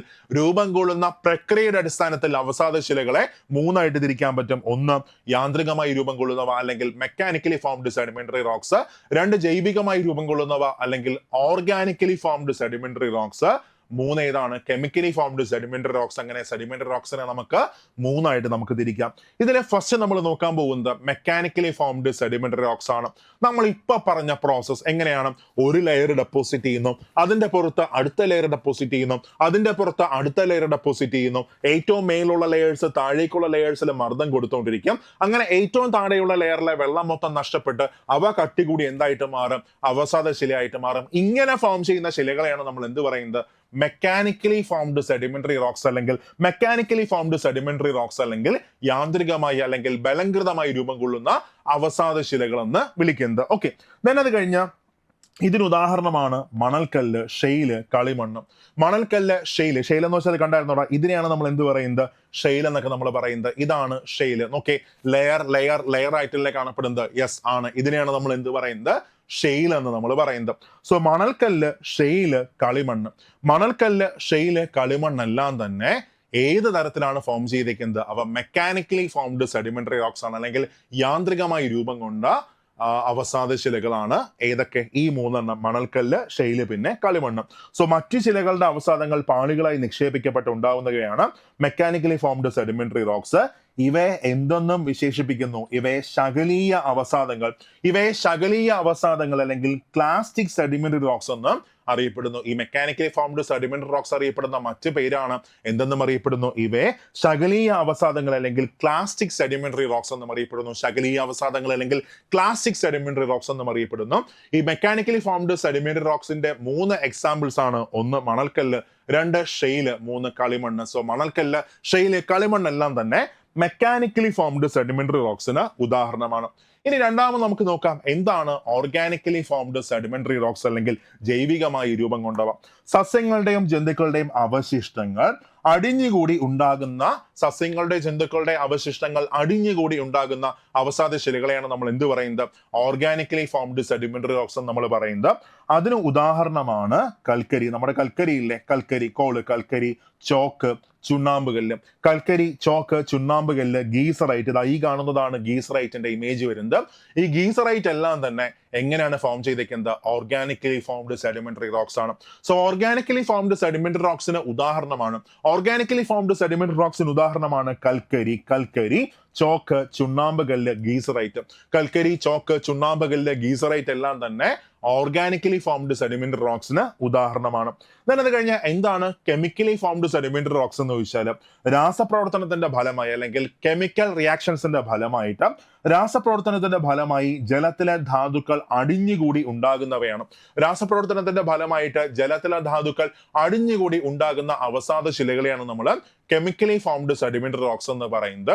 ഈ കെമിക്കലി ഫോംഡ് സെഡിമെന്ററി റോക്സിന് ഉദാഹരണമാണ് ഒന്ന് കല്ലുപ്പ്, 2 ജിപ്സം, കല്ലുപ്പ്, ജിപ്സം, ദെൻ ചെർട്ട്. ഇതാണ് കേട്ടോ ജിപ്സം, ഇത് ജിപ്സം ആണ്. ഈ കാണുന്നത് ചെർട്ടാണ്. ചെർട്ട് എന്നൊക്കെ പറഞ്ഞാൽ നമ്മൾ അക്വേറിയത്തിലേക്ക് ഇടത്തില്ലേ, നല്ല ഒരുപാട് നിറത്തിലൊക്കെ ഉള്ള കല്ലുകൾ, ആ സാധനം ചെർട്ട്. പിന്നെ ഹാലൈറ്റ്, പൊട്ടാഷ് എല്ലാം തന്നെ കെമിക്കലി ഫോംഡ് സെഡിമെന്ററി റോക്സിന് ഉദാഹരണമാണ്. സോ കെമിക്കലി ഫോംഡ് സെഡിമെന്ററി റോക്സിന് ഉദാഹരണങ്ങളാണ് ഒന്ന് കല്ലുപ്പ്, 2 ജിപ്സം, കല്ലുപ്പ്, ജിപ്സം, ചെർട്ട്, ഹാലൈറ്റ്, പൊട്ടാഷ്. കല്ലുപ്പ്, ജിപ്സം, ചെർട്ട്, ഹാലൈറ്റ്, പൊട്ടാഷ് എല്ലാം തന്നെ കെമിക്കലി ഫോംഡ് സെഡിമെന്ററി റോക്സിന് ഉദാഹരണമാണ്. ഓക്കെ ആണ്. അപ്പൊ മറക്കരുത്, മെക്കാനിക്കലി ഫോംഡ് സെഡിമെന്ററി റോക്സിന് ഉദാഹരണങ്ങളാണ് മണൽക്കല്ല്, ഷെയില്, കളിമണ്ണ്. ഓക്കെ, അത് കഴിഞ്ഞ ഓർഗാനിക്കലി ഫോംഡ് സെഡിമെന്ററി റോക്സിന് ഉദാഹരണങ്ങളാണ് കൽക്കരി, ചോക്ക്, ചുണ്ണാമ്പുകല്ല്, ഗീസറൈറ്റ് എല്ലാം തന്നെ. മറക്കരുത്, മെക്കാനിക്കലി ഫോംഡ് സെഡിമെന്ററി റോക്സിന് ഉദാഹരണങ്ങളാണ് മണൽക്കല്ല്, ഷെയില്, കളിമണ്ണ്. ഓർഗാനിക്കലി ഫോംഡ് സെഡിമെന്ററി റോക്സിന് ഉദാഹരണങ്ങളാണ് കൽക്കരി, ചോക്ക്, ചുണ്ണാമ്പുകല്ല്, ഗീസറൈറ്റ് എല്ലാം തന്നെ. കെമിക്കലി ഫോംഡ് സെഡിമെന്ററി റോക്സിന് ഉദാഹരണങ്ങളാണ് ഏതൊക്കെ, കല്ലുപ്പ്, ജിപ്സം, ചെർട്ട്, ഹാലൈറ്റ്, പൊട്ടാഷ് എല്ലാം തന്നെ കെമിക്കലി ഫോംഡ് സെഡിമെന്ററി റോക്സിന് ഉദാഹരണങ്ങളാണ്. ഇന്ത്യയിൽ ഏറ്റവും അധികം ചുണ്ണാമ്പുകല്ല് ഉൽപ്പാദിപ്പിക്കുന്ന സംസ്ഥാനം രാജസ്ഥാനാണ്. കേരളത്തിൽ ചുണ്ണാമ്പ് നിക്ഷേപം കാണപ്പെടുന്ന പ്രദേശങ്ങളാണ് വാളയാറ്. അടുത്ത് നമുക്ക് എന്ത് ചെയ്യാം, കൽക്കരി നമുക്ക് നോക്കാം. കോള് ഇമ്പോർട്ടന്റ് ആണ്, കൽക്കരി. അപ്പൊ എന്താണ് കൽക്കരി എന്ന് ചോദിച്ചാൽ, നമുക്കറിയാം പെട്രോളിയം എന്താണ്, ചെറിയ സമുദ്രജീവികളുടെ അവശിഷ്ടങ്ങളിൽ നിന്നുമാണ് പെട്രോളിയം ഫോം ചെയ്യുന്നത്. അങ്ങനെയാണെങ്കിൽ കൽക്കരി എങ്ങനെയാണ് കൽക്കരി ഫോം ചെയ്യുന്നത്, സസ്യങ്ങളുടെ അവശിഷ്ടങ്ങളിൽ നിന്നുമാണ് കൽക്കരി രൂപം കൊള്ളുന്നത്. സോ സസ്യങ്ങളുടെ അവശിഷ്ടങ്ങളിൽ നിന്നും കൽക്കരി രൂപം കൊള്ളുന്നു. കാർബണിന്റെ അളവനുസരിച്ച് കൽക്കരിയെ പ്രധാനമായിട്ടും 4 ആയിട്ട് തിരിച്ചിരിക്കുന്നു. സോ കാർബണിന്റെ അളവനുസരിച്ച് കൽക്കരിയെ പ്രധാനമായിട്ടും എത്രയായിട്ട് തിരിച്ചിരിക്കുന്നു, 4 ആയിട്ട് തിരിച്ചിരിക്കുന്നു. ഏതൊക്കെയാണ്, ഒന്ന് ആന്ത്രസൈറ്റ് ആണ്, ഒന്നാമത് ആന്ത്രസൈറ്റ് ആണ്. രണ്ടാമത് bituminous, 1 anthracite, 2 bituminous, 3 lignite, 4 peat. അങ്ങനെ കൽക്കരിയുടെ കാർബണിന്റെ അളവിന്റെ അടിസ്ഥാനത്തിൽ കൽക്കരിയെ പ്രധാനമായിട്ടും എത്രയായിട്ട് തിരിച്ചിരിക്കുന്നു. അങ്ങനെ കാർബണിന്റെ അളവിന്റെ അടിസ്ഥാനത്തിൽ കൽക്കരിയെ പ്രധാനമായിട്ടും എത്രയായിട്ട് തിരിച്ചിരിക്കുന്നു, 4 ആയിട്ട് തിരിച്ചിരിക്കുന്നു. 1 anthracite, 2 bituminous. Anthracite, bituminous, lignite, പിന്നെ peat. Anthracite, bituminous, lignite, peat. അങ്ങനെ കൽക്കരിയെ പ്രധാനമായിട്ടും എത്രയായിട്ട് തിരിച്ചിരിക്കുന്നു, 4 ആയിട്ട് തിരിച്ചിരിക്കുന്നു. ഇതിലെ ഫസ്റ്റ് നമുക്ക് നോക്കാനുള്ളത് ആന്ത്രസൈറ്റ് ആണ്. സോ ആന്ത്രസൈറ്റ് എന്താണെന്ന് ചോദിച്ചാൽ 80% കാർബൺ കണ്ടന്റ് ഉള്ള കൽക്കരിയാണ് നമ്മൾ എന്ത് പറയുന്നത്, ആന്ത്രസൈറ്റ് എന്ന് പറയുന്നു. 80% കാർബണിന്റെ അംശമുള്ള കൽക്കരിയാണ് നമ്മൾ ആന്ത്രസൈറ്റ് എന്ന് പറയുന്നത്. ഏറ്റവും അധികം കാർബൺ അടങ്ങിയ കൽക്കരിയാണ് ആന്ത്രസൈറ്റ്. ഹാർഡ് കോൾ എന്നൊക്കെ അറിയപ്പെടുന്നത് ഒരുപാട് തവണ ചോദിച്ചൊരു ക്വസ്റ്റൻ ആണ് ഹാർഡ് കോൾ എന്നൊക്കെ അറിയപ്പെടുന്നത് ആന്ത്രാസൈറ്റ് ആണ്. ഇന്ത്യയിൽ ഏറ്റവും അധികം ആന്ത്രാസൈറ്റ് നിക്ഷേപമുള്ള പ്രദേശം ജമ്മു കാശ്മീർ ആണ്. ഇന്ത്യയിൽ ഏറ്റവും അധികം ആന്ത്രാസൈറ്റ് നിക്ഷേപമുള്ള പ്രദേശം ഏതാണത്? ജമ്മു കാശ്മീർ ആണ്. അപ്പൊ ഒരിക്കൽ കൂടെ എന്താണ് ആന്ത്രാസൈറ്റ്? 80% കാർബണിന്റെ അംശമുള്ള കൽക്കരിയാണ് നമ്മൾ ആന്ത്രാസൈറ്റ് എന്ന് പറയുന്നു. ഏറ്റവും അധികം കാർബൺ കണ്ടന്റ് ഉള്ള കൽക്കരി ആന്ത്രാസൈറ്റ് ആണ്. ഹാർഡ് കോൾ എന്നറിയപ്പെടുന്നത് ആന്ത്രാസൈറ്റ് ആണ്. ഇന്ത്യയിൽ ഏറ്റവും അധികം ആന്ത്രാസൈറ്റിന്റെ പ്രസൻസ് ഉള്ള പ്രദേശം ഏതാണത്? ജമ്മു കാശ്മീർ ആണ്. ഇനി രണ്ടാമത് നമുക്ക് നോക്കാം എന്താണ് ബിറ്റുമിനസ്. സോ ബിറ്റുമിനസ് ഇത്രയേ ഉള്ളൂ. 60% മുതൽ 80% വരെ 60% മുതൽ 80% വരെ കാർബൺ അടങ്ങിയ കൽക്കരിയാണ് നമ്മൾ ബിറ്റുമിനസ് എന്ന് പറയുന്നത്. 60% മുതൽ 80% വരെ കാർബൺ അടങ്ങിയ കൽക്കരിയാണ് നമ്മൾ ബിറ്റുമിനസ് എന്ന് പറയുന്നത്. ഏറ്റവും അധികം ഉപയോഗിക്കുന്ന കൽക്കരി ഏതാണ്? ബിറ്റുമിനസ് ആണ്. ഏറ്റവും അധികം നമ്മൾ യൂസ് ചെയ്യുന്ന കൽക്കരി ബിറ്റുമിനസ് ആണ്. ദെൻ ബിറ്റുമിൻ നിക്ഷേപം കൂടുതലായിട്ട് കാണപ്പെടുന്ന സംസ്ഥാനങ്ങളാണ് ഒന്ന് ജാർഖണ്ഡും രണ്ടാമത് വെസ്റ്റ് ബംഗാളും. ജാർഖണ്ഡിലും വെസ്റ്റ് ബംഗാളിലുമാണ് ബിറ്റുമിനസ് നിക്ഷേപം കൂടുതലായിട്ട് ഉള്ളത്. ഓർത്തിരുന്നോ? ഇന്ത്യയിൽ ഏറ്റവും അധികം കൽക്കരി ഉൽപ്പാദിപ്പിക്കുന്ന സംസ്ഥാനം ജാർഖണ്ഡാണ്. ഇന്ത്യയിൽ ഏറ്റവും അധികം കൽക്കരി ഉൽപ്പാദിപ്പിക്കുന്ന സംസ്ഥാനം ജാർഖണ്ഡാണ്. അതുകൊണ്ട് തന്നെ ഇന്ത്യയുടെ കൽക്കരി സംസ്ഥാനമെന്നും ഇന്ത്യയുടെ ധാതു സംസ്ഥാനം എന്നൊക്കെ അറിയപ്പെടുന്നത് ജാർഖണ്ഡാണ്.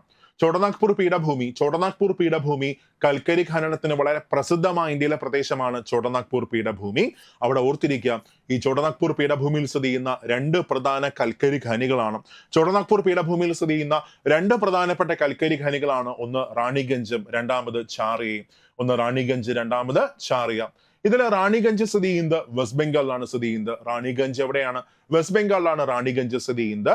ദെൻ ഛാറിയ സ്ഥിതി ചെയ്യുന്നത് ജാർഖണ്ഡിലാണ്. അതിൽ ഇന്ത്യയിൽ ആദ്യത്തെ കൽക്കരി ഖനിയാണ് റാണിഗഞ്ച്, വെസ്റ്റ് ബംഗാളിലാണ് സ്ഥിതി ചെയ്യുന്നത്.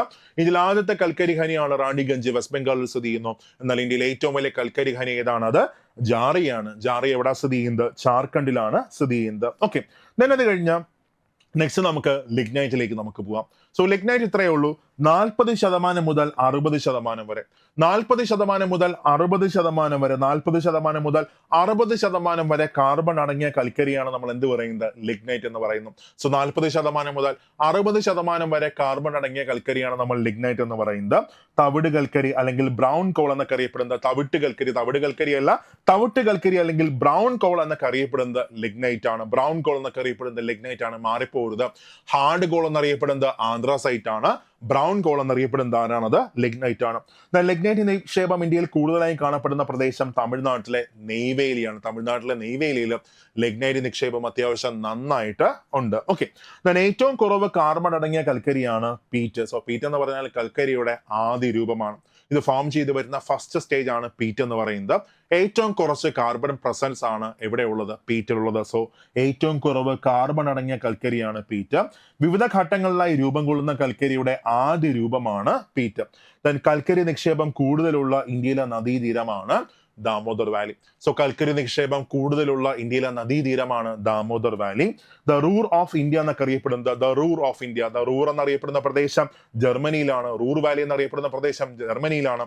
എന്നാൽ the Ruhr valley of India അല്ലെങ്കിൽ ദ റൂർ ഓഫ് ഇന്ത്യ എന്നൊക്കെ അറിയപ്പെടുന്നത് ദാമോദർ വാലിയാണ്. The Ruhr valley of India എന്നറിയപ്പെടുന്നത് ദാമോദർ വാലിയാണ്. വേറൊന്നുമല്ല മക്കളെ, ജർമ്മനിയിലെ റൂർ വാലിയിൽ കൽക്കരി നിക്ഷേപം നന്നായിട്ടുണ്ട്. അതുപോലെ തന്നെ ഇന്ത്യയിലുള്ള പ്രദേശമാണ് ഏത്? Damodar Valley. So the Ruhr of India എന്നറിയപ്പെടുന്നത് ദാമോദർ വാലിയാണ്. അപ്പൊ മനസ്സിലാക്കുക, എന്താണ് ആന്ത്രാസൈറ്റ് എന്ന് നിങ്ങൾക്കറിയാം, എന്താണ് ബിറ്റുമിനസ് എന്ന് നിങ്ങൾക്കറിയാം, എന്താണ് ലിഗ്നൈറ്റ് എന്ന് നിങ്ങൾക്ക് മനസ്സിലായി, എന്താണ് പീറ്റ് എന്ന് നിങ്ങൾക്ക് മനസ്സിലായി. ക്ലിയർ ആണ് മക്കളെ? ഇനി നമുക്ക് നോക്കാനുള്ളത് കായാന്തരിത ശിലകൾ അല്ലെങ്കിൽ മെറ്റമോർഫിക് റോക്സ് ആണ് നമുക്ക് നോക്കാനുള്ളത്. അപ്പൊ എന്താണ് കായാന്തരിത ശിലകൾ എന്ന് ചോദിച്ചാൽ നമുക്ക് ഇങ്ങനെ ഡിഫൈൻ ചെയ്യാം. ആഗ്നേയശിലയോ അവസാദശിലയോ ഹൈ ടെമ്പറേച്ചറിലോ ഹൈ പ്രഷറിലോ കിടന്ന് അവയുടെ ഘടനയ്ക്ക് ഫിസിക്കലായോ കെമിക്കലായോ മാറ്റങ്ങൾ വന്ന് രൂപം കൊള്ളുന്ന ശിലകളെയാണ് നമ്മൾ എന്ത് പറയുന്നത്? കായാന്തരിത ശില അല്ലെങ്കിൽ മെറ്റമോർഫിക് റോക്സ് എന്ന് പറയുന്നത്. ഒരിക്കലും ഡിഫൈൻ ചെയ്ത് എന്താ കായാന്തരിത ശിലകൾ?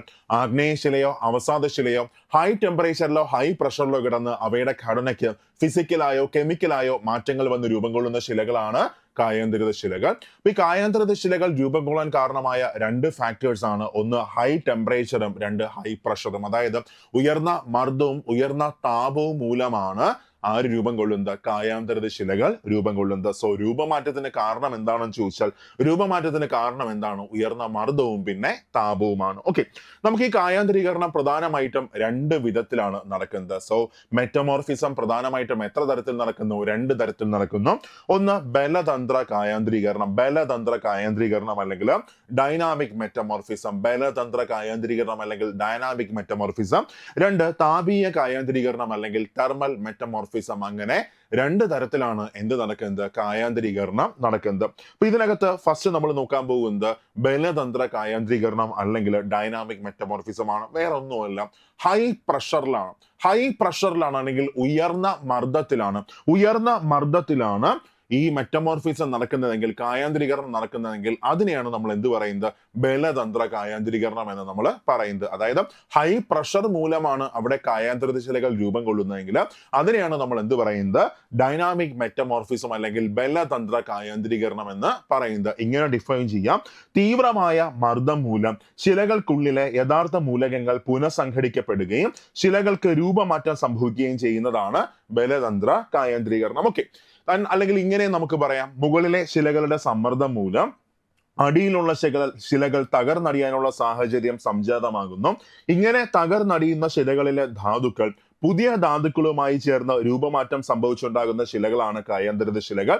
ഇത്തരത്തിൽ നടക്കുന്ന കായാന്തരീകരണത്തെയാണ് നമ്മൾ എന്ത് പറയുന്നത്? ബലതന്ത്ര കായാന്തരീകരണം എന്ന് പറയുന്നത്. ഓക്കെ, ഇങ്ങനെ നമുക്ക് ഇത്രയും സിമ്പിൾ ആയിട്ട് നമുക്ക് ഇങ്ങനെ പറയാം: മർദ്ദം മൂലമാണ് ഇവിടെ ശിലകൾ ഫോം ചെയ്യുന്നതെങ്കിൽ, കായാന്തരിത ശിലകൾ ഫോം ചെയ്യുന്നതെങ്കിൽ അതിനെയാണ് നമ്മൾ എന്ത് പറയുന്നത്? ബലതന്ത്ര കായാന്തരീകരണം എന്ന് പറയുന്നത്. എന്നാൽ എന്താണ് താപീയ കായാന്തരീകരണം എന്ന് ചോദിച്ചാൽ ഇങ്ങനെ നമുക്ക് ഡിഫൈൻ ചെയ്യാം: ശിലകളിലെ വസ്തുക്കൾക്ക് വളരെ ഉയർന്ന ഊഷ്മാവിന്റെ ഫലമായി രൂപമാറ്റം സംഭവിക്കുകയും അവ വീണ്ടും പരൽ രൂപമാക്കപ്പെടുകയും ചെയ്യുന്നതാണ് താപീയ കായാന്തരീകരണം. സിംപ്ലി ഇത്രയേ ഉള്ളൂ. ഹൈ ടെമ്പറേച്ചറിന്റെ ഫലമായിട്ടാണ് അവിടെ കായാന്തരീകരണം നടക്കുന്നതെങ്കിൽ, ഉയർന്ന താപത്തിന്റെ ഫലമായിട്ടാണ് അവിടെ കായാന്തരിത ശിലകൾ ഫോം ചെയ്യുന്നതെങ്കിൽ അതിനെയാണ് നമ്മൾ എന്ത് പറയുന്നത്? താപീയ കായാന്തരീകരണം അല്ലെങ്കിൽ എന്ത് നമുക്ക് ഡിഫൈൻ ചെയ്യാം? നമുക്ക് തെർമൽ മെറ്റമോർഫിസം എന്ന് നമുക്ക് പറയാം. ക്ലിയർ അല്ലേ? അപ്പോൾ നിങ്ങൾക്ക് മനസ്സിലായി എന്താണ് ഡൈനാമിക് മെറ്റമോർഫിസം, തെർമൽ മെറ്റമോർഫിസം എന്താണെന്ന് നിങ്ങൾക്ക് നന്നായിട്ട് മനസ്സിലായി. ഓക്കെ, ഇനി അത് കഴിഞ്ഞ് നെക്സ്റ്റ് നോക്കാം. ബലതന്ത്ര കായാന്തരീകരണത്തിലൂടെ അല്ലെങ്കിൽ ഡൈനാമിക് മെറ്റമോർഫസിലൂടെ സംഭവിക്കുന്ന മാറ്റങ്ങൾ എന്തൊക്കെയാണ്? സോ ബലതന്ത്ര കായാന്തരീകരണത്തിലൂടെ സംഭവിക്കുന്ന മാറ്റങ്ങൾ എന്തൊക്കെയാണെന്ന് ചോദിച്ചാൽ നോക്കിയാൽ വളരെ ഇമ്പോർട്ടന്റ് ആണ്. ഗ്രാനൈറ്റ് എന്തായിട്ട് മാറുന്നു? നീസായിട്ട് മാറുന്നു. ഗ്രാനൈറ്റ് പോലെ തന്നെ ഇരിക്കുന്ന മറ്റൊരു ശിലയാണ് നീസ്. ഗ്രാനൈറ്റ് നീസായിട്ട് മാറുന്നു. അത് കഴിഞ്ഞ് നോക്കിയേ, ഷെയിൽ എന്തായിട്ട് മാറുന്നു? ഷിസ്റ്റ് ആയിട്ട് മാറുന്നു. സോ ഗ്രാനൈറ്റ് നീസായിട്ട് മാറുന്നു, ഷെയിൽ ഷിസ്റ്റ് ആയിട്ട് മാറുന്നു. ദെൻ മണൽക്കല്ല് എന്തായിട്ട് മാറുന്നു? ക്വാർട്സൈറ്റ് ആയിട്ട് മാറുന്നു. ഓക്കെ, അപ്പൊ ഒരിക്കൽ കൂടെ ബലതന്ത്ര കായാന്തരീകരണത്തിലൂടെ സംഭവിക്കുന്ന മാറ്റങ്ങൾ എന്തൊക്കെയാണ്? ഒന്ന്, ഗ്രാനൈറ്റ് നീസ് ആയിട്ട് മാറുന്നു, ഷെയിൽ ഷിസ്റ്റ് ആയിട്ട് മാറുന്നു, മണൽക്കല്ല് ക്വാർട്സ് ആയിട്ട് മാറുന്നു. ഇനി നോക്കാം താപീയ കായാന്തരീകരണത്തിലൂടെ സംഭവിക്കുന്ന മാറ്റങ്ങൾ എന്തൊക്കെയാണ്? ഒന്ന്, ചുണ്ണാമ്പ് കല്ല് എന്തായിട്ട് മാറുന്നു? മാർബിൾ ആയിട്ട് മാറുന്നു. ദെൻ ഷെയില് എന്തായിട്ട് മാറുന്നു? സ്ലേറ്റ് ആയിട്ട് മാറുന്നു. നോക്കാം, ബലതന്ത്ര കായാന്തരീകരണത്തിലൂടെ ഷെയില് ഷിസ്റ്റ് ആയിട്ട് മാറുന്നുവെങ്കിൽ ഇവിടെ താപീയ കായാന്തരീകരണത്തിലൂടെ ഷെയില് എന്തായിട്ട് മാറുന്നു? സ്ലേറ്റ് ആയിട്ട് മാറുന്നു. കൽക്കരി എന്തായിട്ട് മാറുന്നു? ഗ്രാഫൈറ്റ് ആയിട്ട് മാറുന്നു. നമ്മുടെ പെൻസിലിന്റെ ഒക്കെ ടിപ്പ് എന്തുകൊണ്ടാണ് നിർമ്മിച്ചിരിക്കുന്നത്? ഗ്രാഫൈറ്റ് കൊണ്ടാണ് നിർമ്മിച്ചിരിക്കുന്നത്. കൽക്കരിയാണ് എന്തായിട്ട് മാറുന്നത്? ഗ്രാഫൈറ്റ് ആയിട്ട് മാറുന്നത്. ഒരിക്കൽ കൂടെ താപീയ കായാന്തരീകരണത്തിലൂടെ സംഭവിക്കുന്ന മാറ്റങ്ങളാണ് ചുണ്ണാമ്പ് കല്ല് മാർബിൾ ആയിട്ട് മാറുന്നു, ഷെയില് സ്ലേറ്റ് ആയിട്ട് മാറുന്നു, കൽക്കരി ഗ്രാഫൈറ്റ് ആയിട്ട് മാറുന്നു. അപ്പൊ പറഞ്ഞ ഏതൊക്കെയാണ് കായാന്തരിത ശിലകൾക്ക് ഉദാഹരണങ്ങളായിട്ട് വരുന്നത്? ഒന്ന്, gneiss, schist, quartzite, marble, slate, graphite.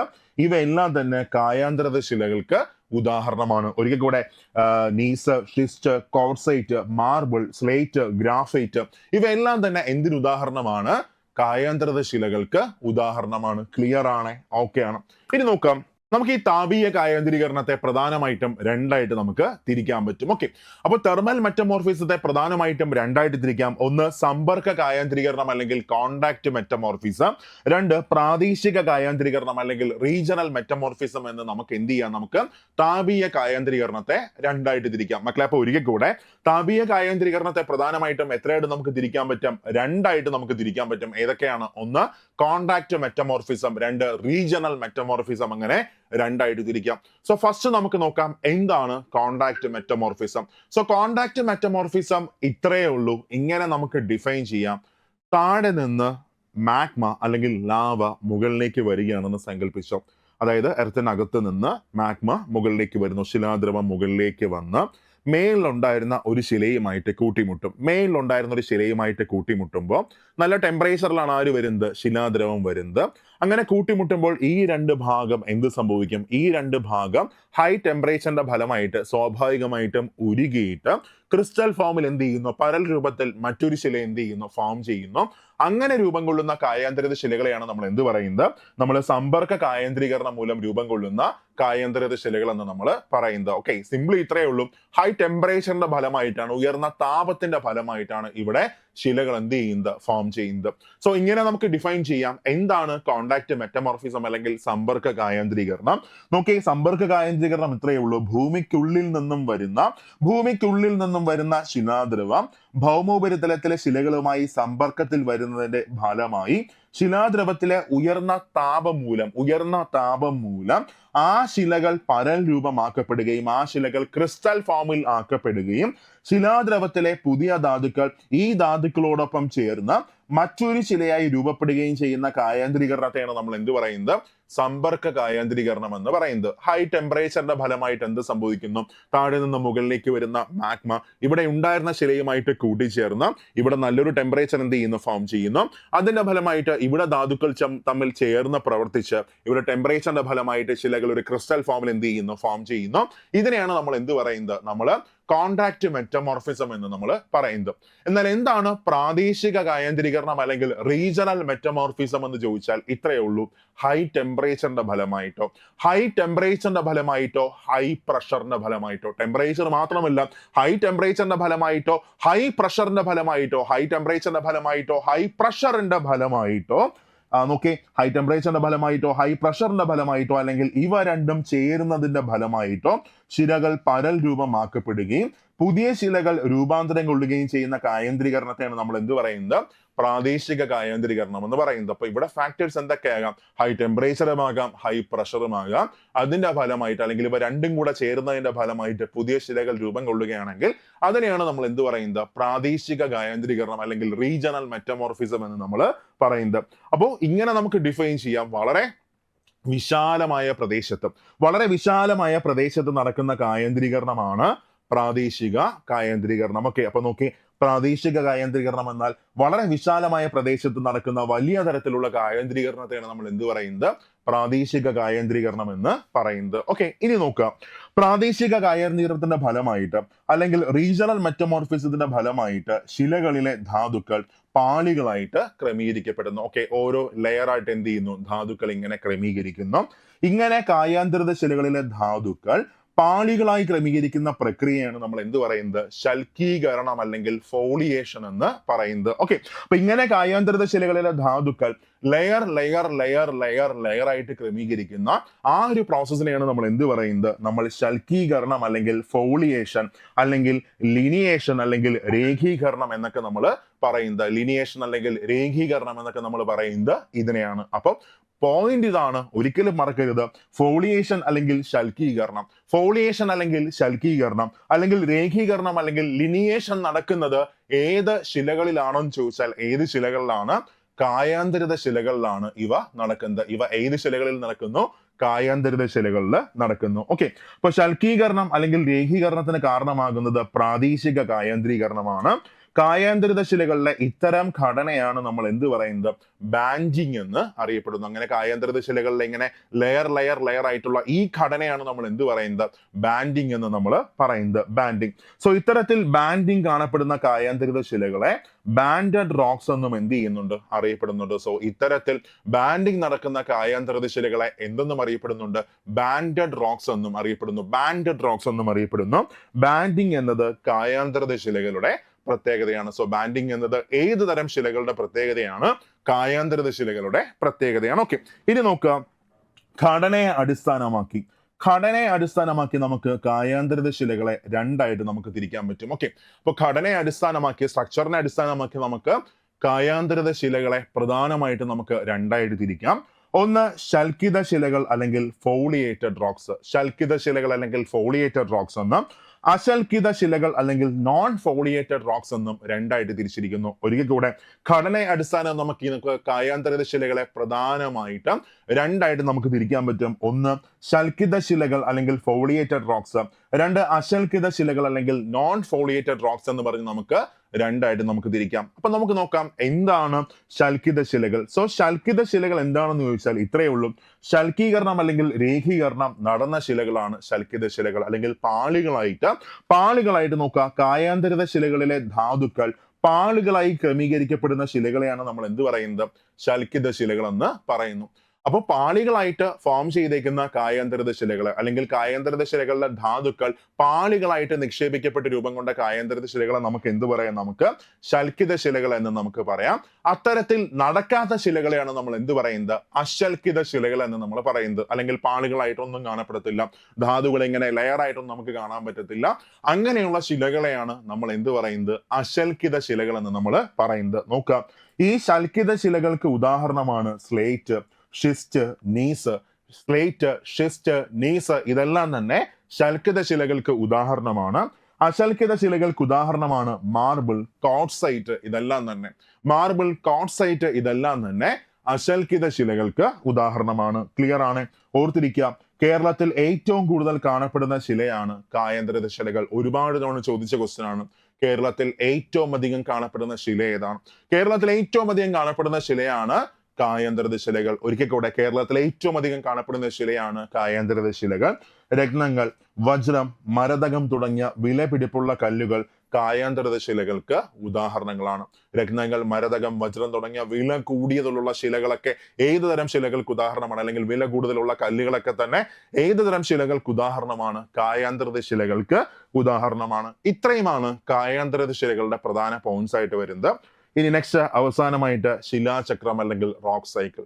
So ശിലാചക്രം അല്ലെങ്കിൽ റോക്ക് സൈക്കിൾ എന്താണെന്ന് ചോദിച്ചാൽ സിംപ്ലി ഇത്രയേ ഉള്ളൂ.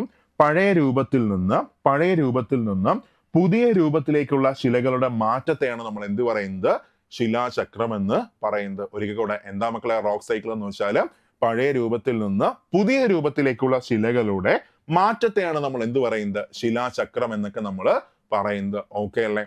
ഇത്രയുമാണ് ശിലകളുടെ പ്രധാന പോയിന്റ്സ് വരുന്നത്. ഗജഗംഭീര ടോപ്പിക്കാണ്, നല്ലോണം കൺഫ്യൂഷൻ വരുന്നൊരു ടോപ്പിക്കാണ്. പക്ഷെ നിങ്ങൾ എന്ത് ചെയ്യാം, വീണ്ടും ഈ നോട്ട് വായിച്ച് ക്ലാസ് കണ്ട് നിങ്ങൾ എന്ത് ചെയ്യുക, മനസ്സിലാക്കി വെച്ചേക്കാം. 1 മാർക്ക് ഉറപ്പാണ്. ഒരു റേഞ്ചിനപ്പുറമുള്ള ക്വസ്റ്റ്യൻസ് ഒന്നും ഒരാളും എന്ത് ചെയ്യത്തില്ല, അറ്റൻഡ് ചെയ്യത്തില്ല. പക്ഷെ നിങ്ങൾക്ക് അറ്റൻഡ് ചെയ്യാൻ പറ്റും. കാരണം എന്താണ്, നിങ്ങൾ ഫുൾ ഡീറ്റെയിൽ ആയിട്ടാണ് നിങ്ങൾ പഠിച്ചേക്കുന്നത്. അതായത് +2 വരെയുള്ള NCERT സ്കൂൾ ടെക്സ്റ്റിലെ ഫുൾ പോയിന്റ്സ് നിങ്ങൾ എന്ത് ചെയ്തിട്ടുണ്ട്, നിങ്ങൾ പഠിച്ചിട്ടുണ്ട്. എങ്ങനെ ക്വസ്റ്റ്യൻസ് വന്നാലും നിങ്ങൾക്ക് എന്ത് ചെയ്യാൻ പറ്റും, അറ്റൻഡ് ചെയ്യാൻ പറ്റും. ഓക്കെ അല്ലേ? അടിപൊളിയായിട്ട് നിങ്ങൾക്ക് മനസ്സിലായി. ഇതിന്റെ മറ്റൊരു സെഷനുമായിട്ട് അല്ലെങ്കിൽ മറ്റൊരു ടോപ്പിക്കുമായിട്ട് നമുക്ക് എന്ത് ചെയ്യാം, അടുത്തൊരു സെഷനിൽ കാണാം.